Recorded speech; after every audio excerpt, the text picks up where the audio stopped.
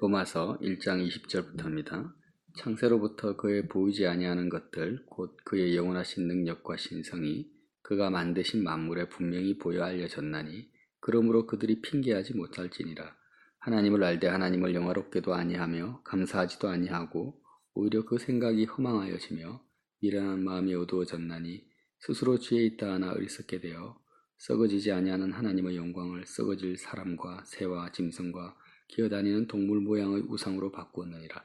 그러므로 하나님께서 그들을 마음의 정욕대로 더러움에 내버려 두사 그들의 몸을 서로 욕되게 하게 하셨으니 이는 그들이 하나님의 진리를 거짓 것으로 바꾸어 피조물을 조물들보다 더 경배하고 섬김이라. 주는 곧 영원히 찬송할 이시로다. 아멘. 이 때문에 하나님께서 그들을 부끄러운 욕심에 내버려 두셨으니 곧 그들의 여자들도 순리대로 쓸 것을 바꾸어 영리로 쓰며 그와 같이 남자들도 순리대로 여자 쓰기를 버리고 서로를 향하여 음욕이 부릴 듯하며 남자가 남자와 더불어 부끄러운 일을 행하여 그들의 그릇 때문에 상당한 보응을 그들 자신이 받았느니라.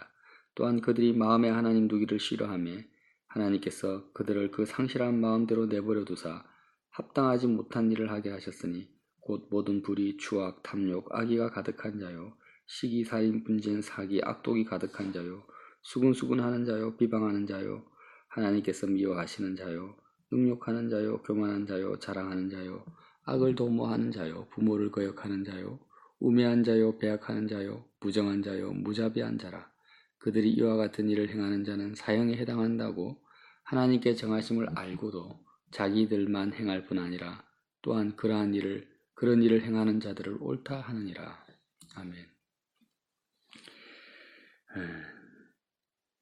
창세로부터 하나님의 보이지 않는 그 영원한 능력과 하나님의 성품, 신성이 주님이 여호와께서 창조하신 모든 만물을 통하여서 보여지고 알려졌다고 합니다.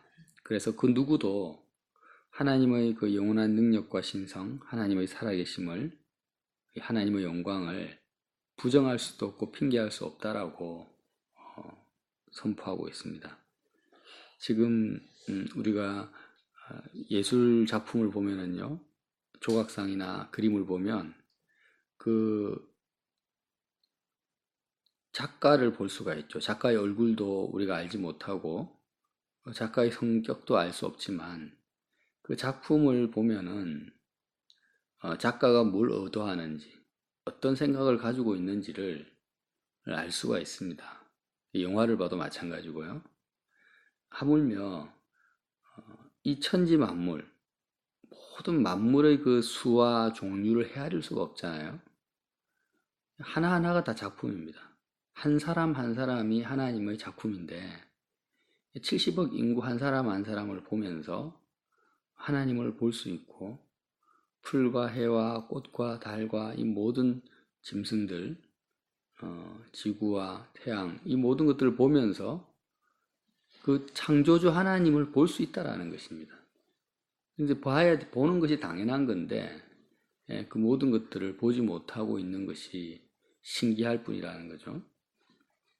그래서 창세로부터 천지가 지으신 그 순간부터 지금까지 아무도 이 하나님이 지으신 이 걸작품 안에서 사는 사람들이 그 창조주 되시고 작가 되신 하나님을 부정할 수도 없고 부인할 수도 없는 상황인데 이렇게 하나님을 아는데도 그 하나님을 보는데도 피조물을 통해서 하나님을 영화롭게도 아니하고 하나님께 감사하지도 않고 오히려 그 생각이 허망해지고 미련한 마음이 어두워져서 스스로 지혜 있다고 말하지만 실제로는 어리석다라는 거예요. 진화론자라든지 아니면 여러 가지 이데올로기나 자기주의 주장을 펼치는 사람들, 또 헛된 우상을 섬기는 모든 사람들이 전부 겉은 거룩해 보이고 똑똑해 보이고 많이 배웠다고 하지만 그들의 내면은 스스로 지혜 있다고 말하지만 어리석은 자들이라는 거죠. 이미 그들의 생각은 허망해졌다. 망하는 생각, 육신의 생각으로 가득 차져 있고 마음이 어두워져 있다는 것입니다. 마음속에 빛이 없습니다. 진리를 볼 수 있는 그런 빛이 없다라는 거죠. 그래서 이렇게 하나님을 영화롭게 하지 않고 감사하지 않고 마음이 어두워진 그 결과가 무엇이냐? 그 결과의 행위가 무엇이냐면 23절 말씀입니다. 썩어지지 아니하는 하나님의 영광을 썩어질 사람과 새와 짐승과 기어다니는 동물 모양의 우상으로 바꾸었다. 영원한 하나님의 영광을 피조물의 그 모양, 피조물의 영광과 하나님의 영광을 바꿨다라는 것입니다. 이 말이 오늘 로마서 1장 후반절 말씀에 아주 중요한 구절이라고 저는 생각합니다. 고린도전서에도 나왔는데요. 모든 피조물마다 각각의 영광이 있습니다. 하나님의 작품이니까. 영광이라는 것은 그 피조물을 통하여서 드러내고자 하는 아름다움, 존귀함, 가치 이런 것을 말하는 거죠. 해는 해의 영광이 있고 달은 달의 영광이 있고 각자의 영광이 있다고 고린도전서에 바울이 이야기하고 있다는 거죠. 이게 무슨 말입니까? 자, 우리가 해를 볼 때 해는 낮에 뜨잖아요. 대부분. 해가 낮을 주관하는데 해가 가지고 있는 독특한 유익이 있고 가치가 있고 또 아름다움이 있지 않습니까? 태양을 보면서. 그리고 달은 밤에 뜨는데 주로 밤에 뜨죠. 달은 발산체가 아니고 반사체입니다. 자체 발광을 하지 않고 태양빛을 반사하는데, 그런데 이 캄캄한 밤에 달이 뜨면서 달이 주는 은은함과 또 어떨 때는 적막함, 또 어떨 때는 잔잔함, 캄캄한 밤에 빛나는 달의 영광, 그 수많은 시인들과 그 작품 속에 달이 주는 그 감정들이 있잖아요. 감상들이 있는데 그게 다 영광입니다. 달의 영광이라는 거죠. 꽃도 보면은 꽃의 영광이 있고 나무의 영광이 있습니다.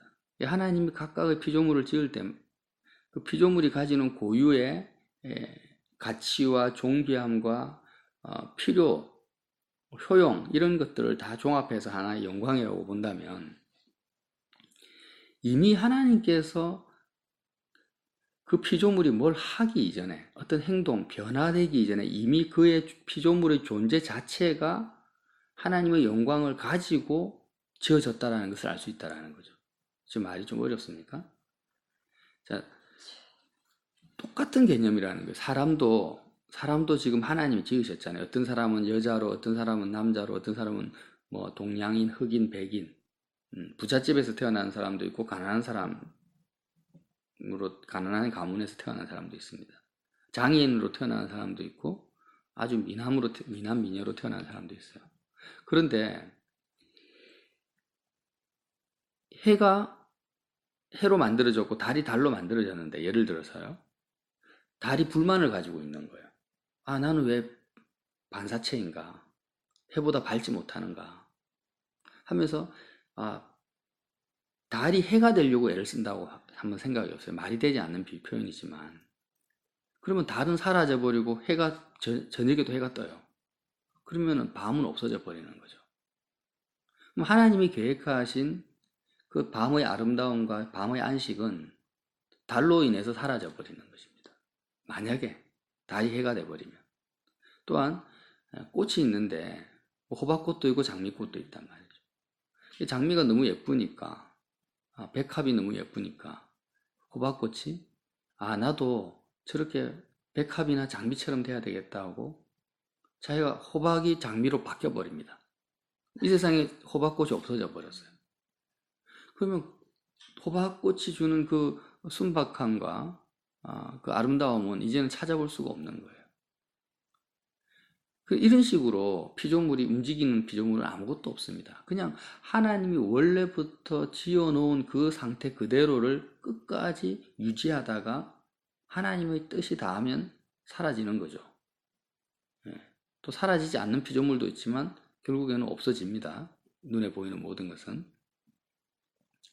그런데 유일하게 사람만큼은요, 오늘 이 말씀이 그걸 말하고 있는 거예요.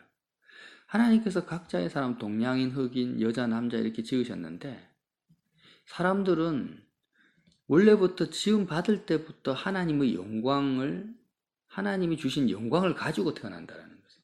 지금 오늘 본문에 의하면 내가 뭐 어떤 행동을 하기 이전에, 내가 노력하고 애쓰고 변화되기 이전에 하나님이 나무를 지으시고 꽃을 지으시고 해를 지으신 것처럼 그는 자기가 피조물이 결정하는 거 아니잖아요. 아, 나는 지금 사자로 태어나야 되겠다 하고 사자로 태어나는 게 아니잖아요. 하나님이 사자를 지으셨고 사자는 그냥 태어난 상태에서 존재할 뿐입니다. 그러나 그 짐승의 그 존재 자체가 하나님의 영광을 이미 가지고 있다는 거죠. 뭔가를 할 필요가 없고 변화될 필요도 없다는 거예요. 이미 창조주 하나님이 작가이시고 그 작가의 의도와 뜻을 가지고 지음받은 그 작품이 피조물이라는 거예요. 똑같다라는 거죠. 나라는 존재가 지금 이 땅에 태어났습니다. 저와 여러분이 태어났고 지금 존재하고 있다는 거죠. 그럼 나라는 존재가 지금 남자든 여자든 가난하든 부하든 상관이 없습니다.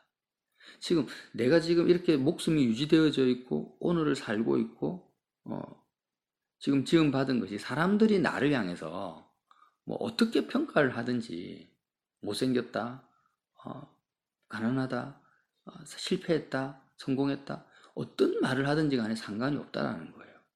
지금 내가 목숨이 붙어 있고 살아 있고 지금 존재하는 이 나의 존재 자체가 영광이라는 것입니다. 하나님이 나만의 해의 영광이 있고 달의 영광이 있듯이 하나님이 나에게 영광을 주셨다라는 거죠. 나 자신만의 영광이 있다라는 거예요. 그런데 중요한 것은 뭐냐면 사람들은 이 영광을 자꾸 바꾸려고 하는 거예요. 하나님의 영광을 피조물의 영광과 바꾼다. 이게 무슨 말입니까?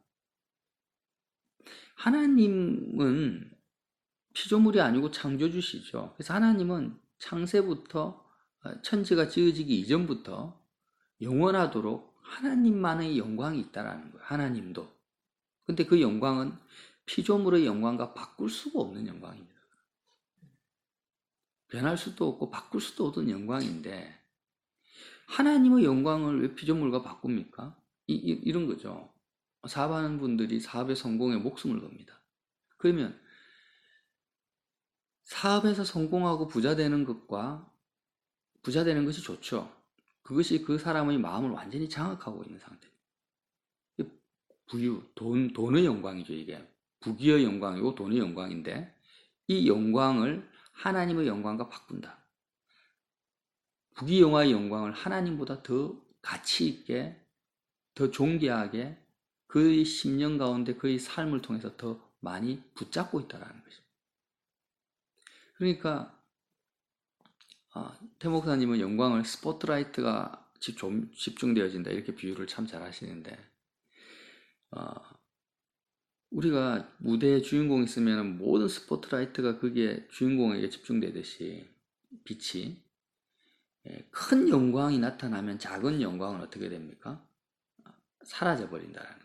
하나님의 영광은 뭐 큰 영광, 작은 영광 상대적으로 비교하는 것이 아니라 어떤 피조물보다도 창조주이시기 때문에 하나님의 영광과 대적하거나 비교해야 될 대상은 없습니다. 피조물의 영광은 없다라는 거예요. 모든 피조물이 지음받은 것은 해든 달이든 사람이든 어떤 사람이든지 간에 바로 피조물의 존재 목적은 하나님 창조주의 영광을 드러내고 나타내기 위해서 하나님이 지으셨다.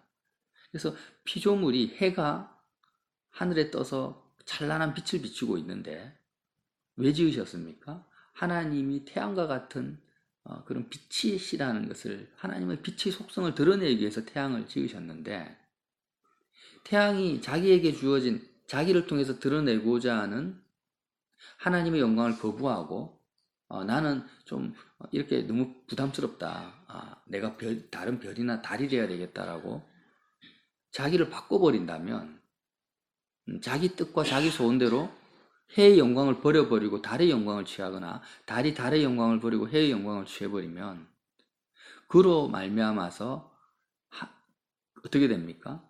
자신의 영광도 사라질 뿐더러 그를 통해서 드러내고자 하는 하나님의 영광도 사라져 버린다는 거예요. 그래서 예를 들면 예수님이 이 땅에 태어나셨어요. 그러면 예수님이 목수의 아들로 아주 가난하게 시골에서 태어났고 베들레헴이라는 마구간에서 태어나셨습니다. 누가 예수님처럼 태어나고 싶은 사람이 어디 있겠습니까? 가난하게 태어나고 마구간에서 태어나고 싶은 사람이 어디 있겠어요? 그러나 주님은 하나님이 태어나게 하시는 것에 대해서 조금의 불만이나 자기의 어떤 가문이나 환경을 바꾸고자 하는 의도가 없었습니다. 그냥 하나님이 주어진 그 상황, 그 여건, 그 환경에 대해서 감사하고 하나님의 뜻을 받아들였다라는 거죠. 그 자체가 뭡니까? 성경입니다. 예언된 말씀이 이루어진다라는 거예요. 예수님이 십자가에서 죽으셨는데 누가 십자가에서 죽기를 원하겠습니까?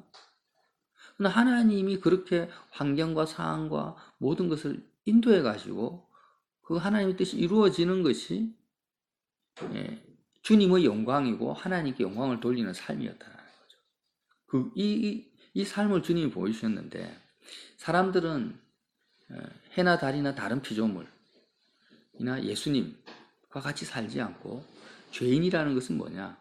결국에는 하나님이 나에게 주신 모든 상황과 환경을 자꾸 바꾸려고 하는 거예요. 이미 믿지를 않는 거예요. 내가 장애인으로 태어났으면 이 장애인의 몸이 하나님께 가장 최고로 돌릴 수 있는 영광의 몸이라는 것을 믿지 않고 지금 내가 가난하고 병든 상태다. 그러면 내가 지금 가난하고 병든 이 상태 자체가 지구상 70억 인구 그 누구도 돌릴 수 없는 하나님께 찬송들과 영광을 돌릴 수 없는 그 영광을 유일무이한 영광을 내가 돌릴 수 있는 상황과 환경이고 은혜라는 것을 사람만 안 믿어요. 사람만. 자유의지를 가진 사람만, 타락한 인생만 믿지 않는다는 거예요. 그래서 산속에 피어있는 백합화, 태어나면서부터 피고부터 질 때까지 그 누구도 그 꽃의 존재 자체를 모릅니다. 그냥 그 아름다운 꽃이 산 깊은 바위 밑에 펴서 아무도 어떤 사람도 보지 못한 상태에서 폈다가 사라지고 시들어버리는 꽃들이 얼마나 많습니까? 그러나 그 꽃이 그러면 아무도 알아주지 못하고 보지 못한 데에서 그 꽃의 영광이 없는가? 그렇지 않죠. 하나님이 보고 계시고 하나님이 피우신다는 거죠. 그러니까 그 꽃의 존재는 가치는 하나도 사라지지 않는다는 거예요. 사람들은 이렇게 하나님의 영광을 나타내고 드러내고자 자신이 지원받았고 또 나의 삶을 통해서 유일무이한 영광을 받으신다는 것을 믿지 않고 생각하지 않고 어떻게 하냐면 자꾸 자신이 사람들로부터 영광을 받으려고 하는 거예요. 나라는 존재가 내가 부모는 자녀로부터 또 친구로부터 회사 동료로부터 내가 영광을 받으려고 하는 거예요. 내가. 그래서 나의 영광을 위해서 어떻게 합니까? 하나님께 드려야 될 영광을 바꿔버립니다. 하나님조차도 우상으로 만들어버린다는 거죠. 내가 돈을 많이 벌고 부유해지기 위해서 돈이 주는 영광을 하나님이 나에게 주신 그 은혜와 사랑의 가치에 더 높은 가치로 돈을 올려버린다는 거죠. 이 땅의 행복을 하나님이 주시는 영원한 가치보다 더 높이 올려버린다는 거예요. 이게 뭡니까? 썩어지지 아니하는 하나님의 영광을 썩어진 사람과 새와 짐승과 기어다니는 동물 모양의 우상으로 바꿨다 이렇게 말씀하고 있다. 여기서부터 하나님과 인간의 관계가 끊어져 버린. 그러므로 하나님께서 그들을 마음의 정욕대로 더러움에 내버려 두시는. 하나님이 내버려 두신다는 가장 무서운 말이죠. 그 내버려 둔 가장 최악의 결과가 뭐냐? 오늘 사도 바울이 말하는 것은 여자가 순리대로 쓸 것을 영리로 쓰고 남자도 순리대로 여자 쓰기를 버리고 서로를 향하여 음욕이 부릴 듯하면 남자가 남자와 더불어 부끄러운 일을 행한다. 동성애에 빠지는 것을 말하는. 여자와 남자는 남자답게 지었고 여자는 여자답게 지었는데 그럼 내가 하나님의 영광을 위해서 존재하고 그 남자로 지음받은 것에 대해서 감사하고 기뻐한다면 동성애를 추구하거나 동성애에 빠질 일이 없는 거예요. 내가 남자로 지원받은 것에 대해서 감사한다면, 또 이것이 나에게 하나님의 영광을 위해서 내가 산다면. 그런데 자꾸 남자가 여자가 되려고 하고 여자가 남자가 되려고 하는 거예요. 순리대로 쓸 것을 바꿔서 영리로 쓴다라는 거죠. 결국은 어떻게 됩니까? 정말 동성애에 빠지게 되고 에이즈에 걸리게 되고 여러 가지 부작용이 나타나는데, 그 내용을 지금 바울이 다루고 있다는 거죠. 그래서 그들은 마음에 하나님 두기를 싫어합니다. 하나님을 위해 사는 것 자체, 하나님을 위해서 존재하는 것 자체를 싫어한다는 거죠. 모든 피조물은 하나님을 위해서 존재하고 있고 하나님의 영광을 위해서 존재하고 있는데, 아예 마음 자체에 하나님이란 존재 자체를 생각하는 것조차도 싫어한다. 그러니까 하나님을 그냥 내버려 두신다라는 거죠. 그들을 그의 상실한 마음대로 내버려 두사, 내버려 두시니까 원래 피조물을 통해서 나타내고자 하는 하나님의 영광이 안 나타나니까 그들 마음대로 암세포처럼 자기 뜻대로 자기 생각대로 살아가니까, 그렇게 해서 나타나는 죄가 뭐냐? 29절에 곧 모든 불의와 추악과 탐욕과 악의가 가득한 자요, 시기, 살인, 분쟁, 사기, 악독이 가득한 자요, 수군수군하는 자요, 비방하는 자요, 하나님께서 미워하는 자요, 능욕하는 자요, 교만한 자요, 자랑하는 자요, 악을 도모하는 자요, 부모를 거역하는 자요, 우매한 자요, 배악하는 자요, 무정한 자요, 무자비한 자다. 그 모든 죄의 출발점과 원인이 여기에 나타난다. 여기에 다 있다라는 것입니다. 하나하나 사도 바울이 그래서 열거하고 있습니다. 우리가 하루 삶을 살아가는데 우리 속에서 온갖 죄악이 다 나타나잖아요. 스트레스가 나타나고, 욕심, 분노, 좌절, 아니면 원망, 불평, 감사하지 않는 것. 이 모든 것이 어디서 나타납니까? 자꾸 내가 변하려고 하는 거예요, 내가. 하나님이 원래부터 나를 지으시고, 지금 내 모습, 꽃은 꽃으로 지으시고, 해는 해로 지으시고, 장미꽃은 장미꽃으로, 호박꽃은 호박꽃으로 지으셨으면, 그냥 하나님이 처하게 하시고 지으신 이 모습 이대로 하나님께 최고로 영광 돌릴 수 있는 상태라는 것을 인간들이 믿질 않습니다. 왜? 내가 영광을 받으려고 하니까. 내가 높임을 받고 내 뜻대로 살고자 하는 그 정욕대로 사는 그 마음 때문에 모든 죄악들이 다 나타납니다. 이스라엘 백성을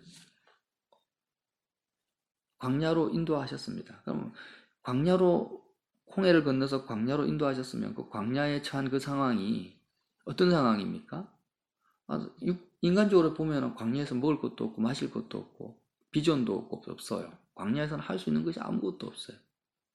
근데 그 상황, 광야에 있는 그 상황이 하나님을 만날 수 있는 최고의 상황이고, 하나님을 사랑하고 하나님의 영광을 볼 수 있는 최고의 환경인데, 불기둥과 구름기둥과 성막제사를 통해서요, 하나님이 시내산에 임하지 않습니까? 그러나 그들의 마음은 하나님의 영광이 있지 않습니다. 나를 통해서 하나님의 영광이 드러나는 것에 관심이 있지 않습니다. 어떻게 하면 내가 추구하는 이 세상 다른 영광을 구하고 있다는, 하나님의 영광을 썩어질 것들, 썩어지지 않은 영원한 하나님의 영광을 썩어질 우상과 피조물의 영광으로 이미 바꿔버린 거예요, 마음을. 하나님보다 먹을 것, 고기가 더 중요하고 하나님보다 물이 더 중요한 겁니다. 하나님보다 내가 이 땅에서 안정된 삶의 기반이 더 중요한 거예요.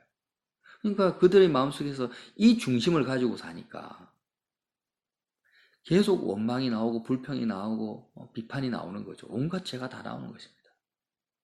그래서 이 말씀을, 로마서 1장 말씀을 오늘 나의 삶에서 어떻게 우리가 적용할 것인가를 묵상해 보자는 거죠. 오늘 나의 삶에서. 지금 내가 처한 이 성격, 물론 나의 죄 때문에, 나의 허물 때문에 처한 환경도 있을 것입니다. 그러나 하나님은 항상 나를 향해서 최고 최선으로 인도하신다라는 거죠. 하나님의 사랑입니다. 그래서 나의 중심이 오늘 살든 죽든 상관없다라는 거예요. 오늘 망하든 성공하든 상관없어요. 내가 건강하든 건강을 잃어버리든 사람들이 나를 비방하든 나를 칭찬하든 그 상관할 필요가 없다라는 겁니다. 중요한 것은 오늘 내가 존재하고 있는 나의 존재 자체가 하나님께 영광 돌리기에 최고의 존재로 내가 지금 지음받은 상태다. 나는 하나님의 걸작품이다. 그리스도 예수 안에서. 내가 의롭다, 선하다 이런 말을 하는 게 아니라 단지 나의 마음의 중심이 하나님의 영광을 썩어지지 아니하는 하나님의 영광을 썩어질 피조물의 영광으로 바꾸지만 않는다면 우리의 중심이 저와 여러분의 마음이 오늘 살아갈 때 하나님의 영광을 피조물의 영광과 바꾸지만 않는다면 우리는 오늘 하나님이 계획하시고 의도하신 최고의 아름다운 삶, 가치 있는 삶을 살 수 있다는 것을 바울이 말씀하고 있다는 거죠. 어떻게 우리는 바꾸지 않을 수 있습니까? 어떻게 하나님의 영광을 위해서 내가 살 수 있냐? 많은 사람들이, 세상 사람들이, 아니 예수 믿는 사람들이 그렇게 생각을 해요. 사업에 성공을 해야 된다. 학생은 1등을 해야 된다. 목회를 하면 큰 목회를 해야 된다. 그러니까 자꾸 이게 다 뭡니까? 이게 죄라는 거예요. 죄가 다른 게 아니에요. 이게 죄라는 거예요. 달이 해가 되려고 하고 호박꽃이 장미꽃이 되려고 하고 말이 되지 않는 거죠. 그건 하나님의 영광을 위해서 하는 것이 아닙니다. 그건 오히려 하나님의 영광을 무너뜨리는 것이고 자신의 영광조차도 버려버린다라는 거예요. 근데 어떤 피조물도 이렇게 살아가는 피조물이 없는데 모든 것이 하나님의 영광을 위해 지음받았고 영광을 위해 살고 있는데 오직 타락한 인생만이 어떻게 삽니까? 자꾸 자기 자신이 변화되려고 한다는 거예요. 가난한 사람은 부유한 사람이 되려고 하고 못생긴 사람은 성형수술해가지고 남보다 더 예쁜 얼굴을 가지려고 하고 그러니까 이렇게 인간만은 하나님 영리로 순리가 아니라 영리로 살아가고 있어요. 예수님은 순리로 사셨죠. 예수님은 마옥간에서 태어나셨는데 마옥간에서 태어난 것이 하나님께 영광이고 십자가에서 죽는 것이 하나님께 영광입니다. 그 예수님에게 주어진 그 하나님의 타임 스케줄, 시간 스케줄에 대해서 주님은 조금의 불만도 안 가지시고 어쨌든지 간에 이 순간, 그 매 순간마다 하나님만이 예수님의 마음의 태양으로서 빛나고 있었다는 거예요. 항상 하나님의 영광을 피조물의 영광으로 바꾸지 않으시고 끊임없이 주님은 하나님의 영광 안에서 기뻐하며 감사하며 하나님 아버지를 즐기면서 기뻐하면서 하나님의 영광을 즐기면서 사셨어요. 그거밖에 없었다는 거죠. 우리도 마찬가지입니다. 우리도 이 예수님을 따라간다. 제자들이 예수님이 따라갔잖아요. 예수님도 나를 따라오라고 하십니다. 모든 인생이 영리로 따라갑니다. 영리로 삽니다. 호박꽃이 장미꽃이 되려고 하는 것처럼 살아가요. 이게 뭐예요? 죄고 이게 지옥불에 들어가는 하나님으로부터 버려둠을 당하는 삶이라는 거죠. 하나님이 내버려 두버리는 간섭하지 않습니다. 그대로 그냥 멸망이에요. 그런데 하나님이 간섭하시고 함께 하시고 인도하시고 은혜를 주시는 그 삶이 뭐냐면 영리로 살지 않고 순리로 사는 건데 이 순리로 산다라는 것이 어려운 것이 아닙니다. 어려운 것이 아니라 가장 쉬운 것이고 가장 편안한 것이고 가장 쉴 수 있고 안식할 수 있는 것, 이 순리로 사는 것이. 예수님이 그렇게 사셨고 우리는 끊임없이 우리의 속성은 영리로 살아요. 하나님의 영광을 피조물의 영광으로 바꾸려고 하는 욕망 속에 사는 겁니다. 내가 영광 받기 위해서 하는 것입니다. 이 영리의 죄성을 육신의 정욕이 영리거든요. 이거를 십자가에 못 박지 않으면 우리가 순리로 살 수 없는 것이 인간의 비극이라는 거죠. 인간의 죄악의 실상이라는 것이. 그냥 지음받은 그대로 감사하면서 하나님 바라보면서 피었다 지는 꽃처럼 살면 되는데 그 삶을 거부해버립니다. 사람들을 보면서 비교하면서 열등감을 가지면서 때로는 교만하면서 나도 저렇게 되고 싶다. 나도 강해져야 되겠다. 똑똑해져야 되겠다. 남들보다 앞서야 되겠다. 사람들한테 더 인정받아야 되겠다. 이렇게 끊임없는 영리의 죄성을 가지고 하나님을 대적하면서 그렇게 살아가는 것이 그 살아가는 인생의 그 그 죄악상을 지금 로마서 1장을 통해서 바울이 드러내고 있다는 거예요. 그래서 오늘 하루 우리가 기억해야 되는 것은 자꾸 주어진 환경과 사건 앞에서 그 사건을 내 뜻과 내 소원대로 바꾸고 변화시키려고 하는 이 정욕, 이 정욕을 십자가에 못 박아버려요. 이걸 못 박지 않고 이 사건과 상황, 나에게 주어진 환경, 아니면 이미 나에게 주어진 것들에 대해서 감사하지 않고 기뻐하지 않고 하나님의 뜻으로 받아들이지 않고 이 상황을 통해서 하나님께서 창조주이시고 만물의 주관자이신 하나님께서 이루시고자 하는 뜻이 있다는 것을 믿지 않는다면 나의 삶은 한순간에 비참해집니다. 한순간에 나락으로 떨어져 버립니다. 하나님이 내버려 두신다. 간섭할 수가 없어요. 역사하실 수가 없어요. 역사하실 수가 없습니다. 왜 우리가 하나님의 역사와 은혜와 감동을 누리지 못하고 삽니까?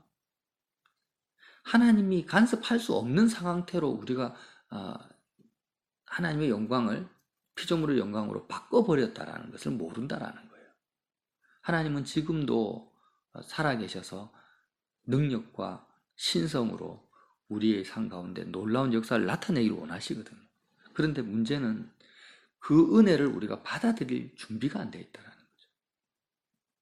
이스라엘 백성들처럼, 광야에 있는 이스라엘 백성들처럼. 어떻게 받아들일 수 있습니까? 예수님을 따라가면 됩니다.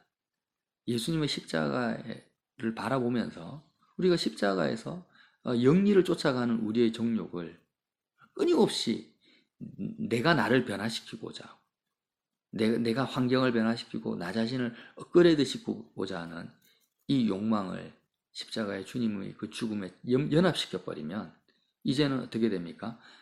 이 세상에 대한 나의 정욕과 나의 소망이 소멸되어질 때 이 삶 자체를 통해서 하나님의 그냥 은혜가요, 물이잖아요. 물로 비유하잖아요. 물이 위에서 흐르잖아요. 그러면 우리는 그릇이라고 생각해 보세요. 물은 그냥 위에서 흘러서 그릇에 계속 채워집니다. 내가 뚜껑을 닫지만 않으면, 내가 물을 거부하지만 않으면 물이 그냥 저절로 채워지는 겁니다. 은혜라는 것은 받는 것이 힘든 것이 아니라 그냥 은혜는 물처럼 위에서부터 하늘로부터 이렇게 흘러오는 건데 우리의 심령에 그냥 우리가 가만히 있으면 되는 거예요.